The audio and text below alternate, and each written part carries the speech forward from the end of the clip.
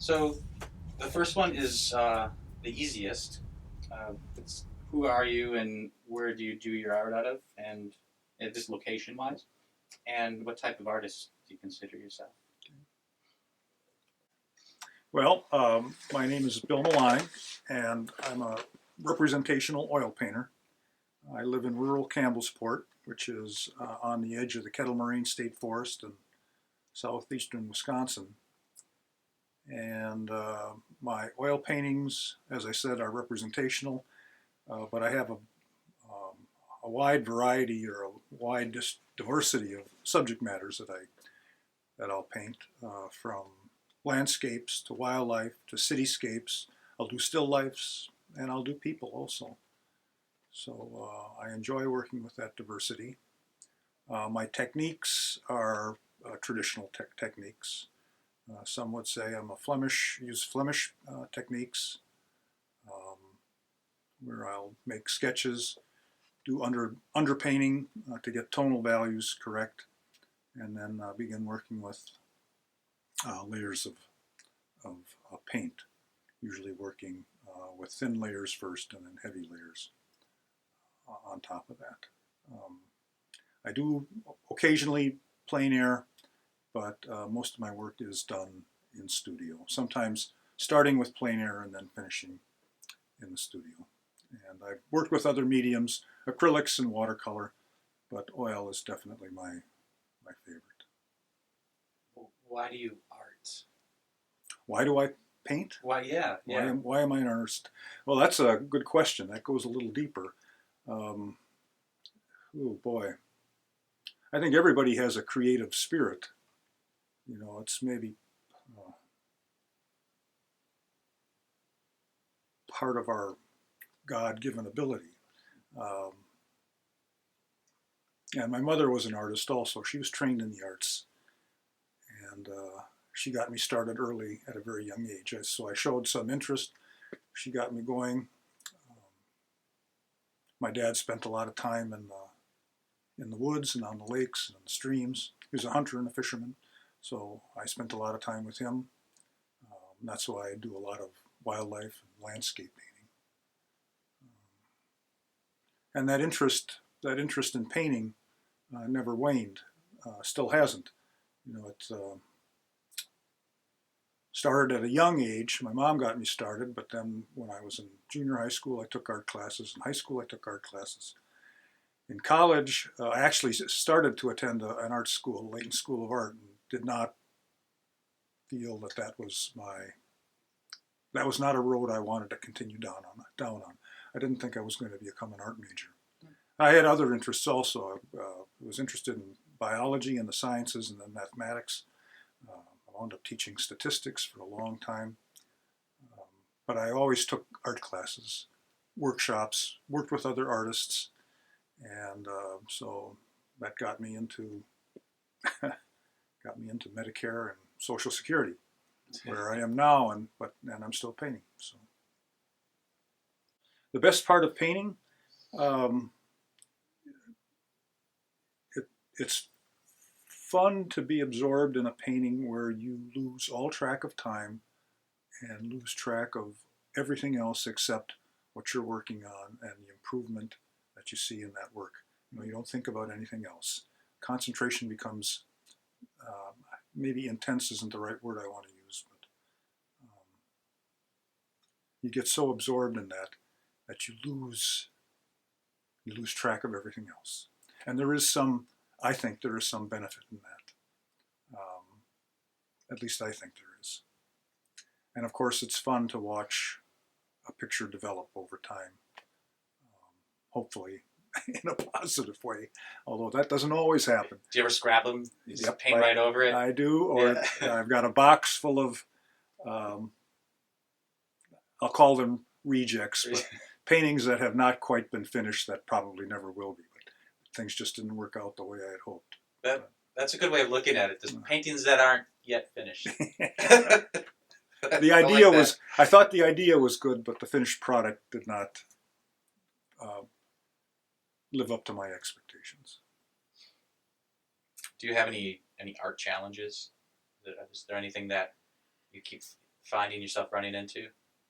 Um, well, I guess every painting is a challenge, to capture the the value judgment that you want to incorporate, and then the mood that you want to incorporate.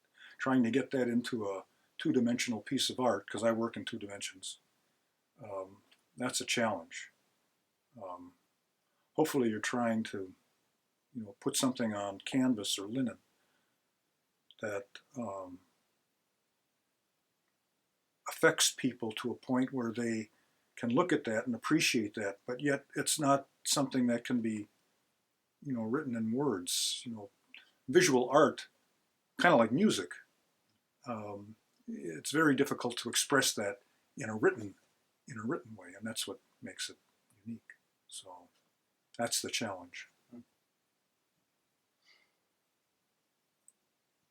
A couple of money questions.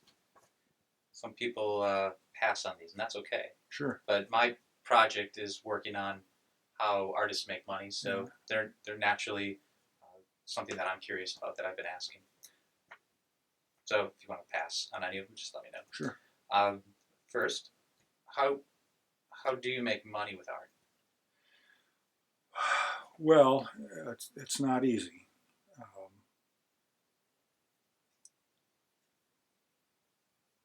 You try and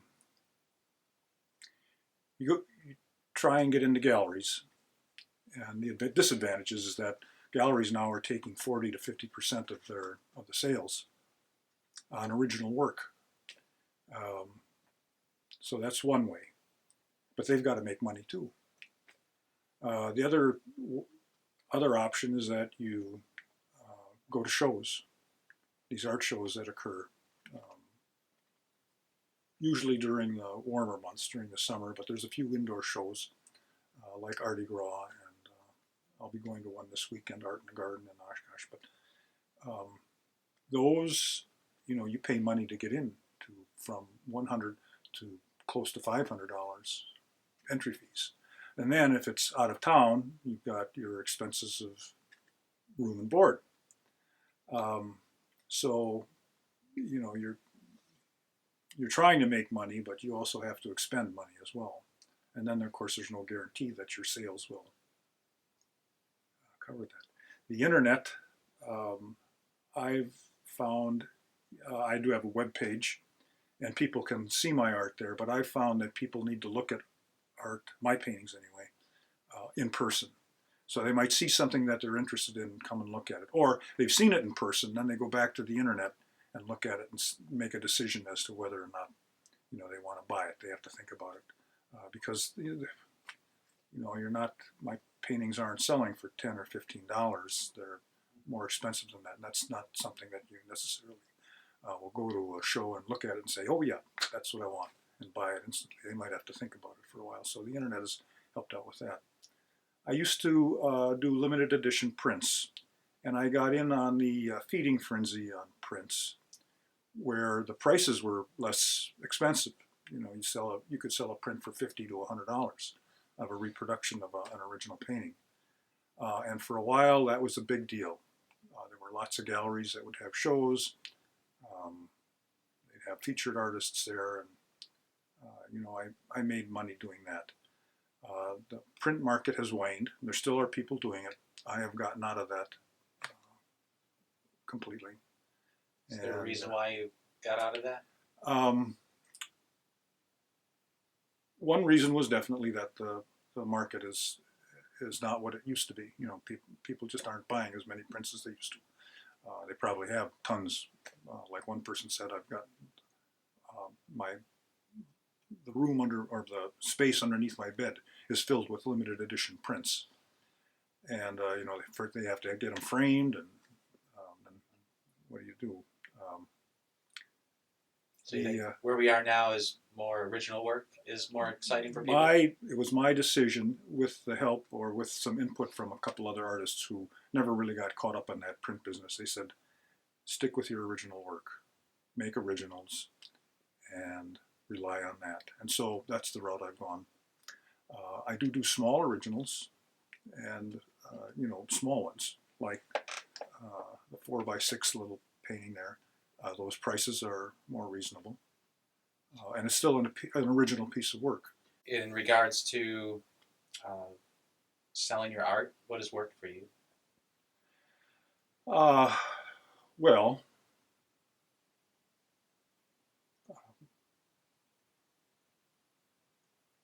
putting out a product that people want to buy, I guess. You know, the better your paintings become, I think, the better chances you have of selling them.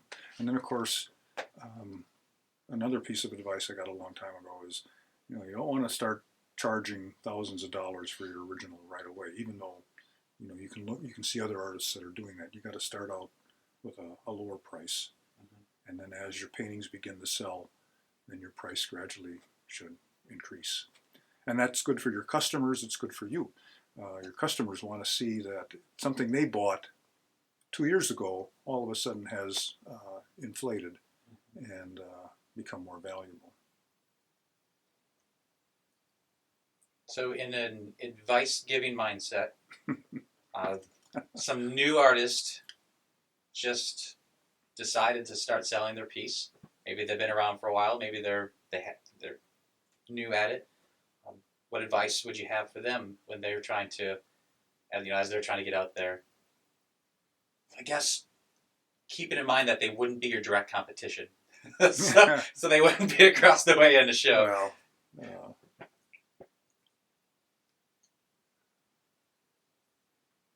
so the question is, what advice would I have for them? Yeah. For a new artist starting out. Well, the art world is a tough place to make a living. One, there's lots of people in it. Two, many of them are very, very good. And so there is a lot of competition. I suppose you need to have something that's unique. And you need to be persistent. Yeah. Grit seems to come up a lot. Yeah, to stick with something. Yeah, you have to have the passion. Yeah. And then you have to be persistent and patient. How do you know if you're running a fool's errand, right? Because you can be patient forever, and you can stick with something forever, and maybe you should have quit sooner. Well, and that's why if it's a passion, then you don't quit. I mean, you do it because you love it. Yeah. And then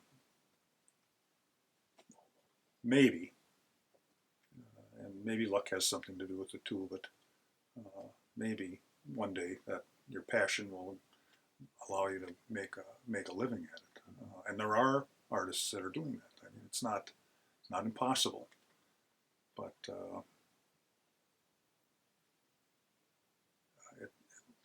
it's a tough road to hoe. Yeah, it is. So, this whole project that I'm working on is trying to understand how artists are making money, to see if I can help anywhere, and in a bigger sense around being financially independent. And as the first start of my project, trying to see where I can help out, where I can give service. Is there a place that is an obvious place that you could see where someone like me could help out?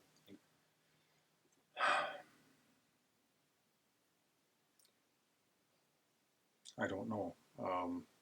I guess I've never run into anyone who has approached me like you have just done with that kind of option. So my wife would say the same thing. Yeah. So I don't know.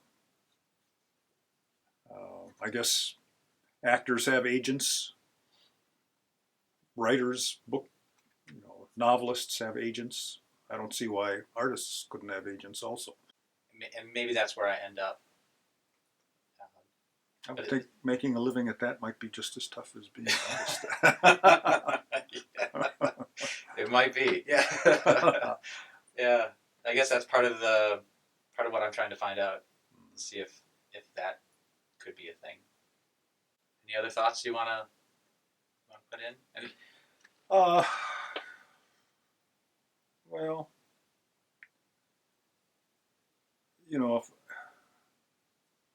think I told you that, I'm near the end of my career. Hopefully I've still got a lot of years left, but I'm on the downhill side. And a long time ago, an artist told me, he said, rather than making big paintings and having them turn out to be little, make smaller paintings and have them turn out to be big. And what he meant by that is, do smaller pieces. They'll be less expensive, and you can do some smaller pieces can be done very well and very nicely and be very aesthetically pleasing, and you'll have a better chance of selling those.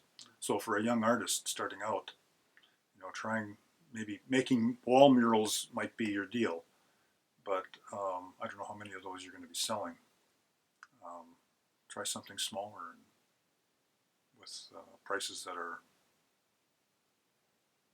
less expensive.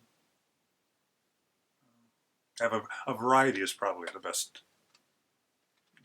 advice there. Have some small pieces, have some large pieces, and that's what I try to do too. Thank you for Sure. sharing. Yeah, thank you so much.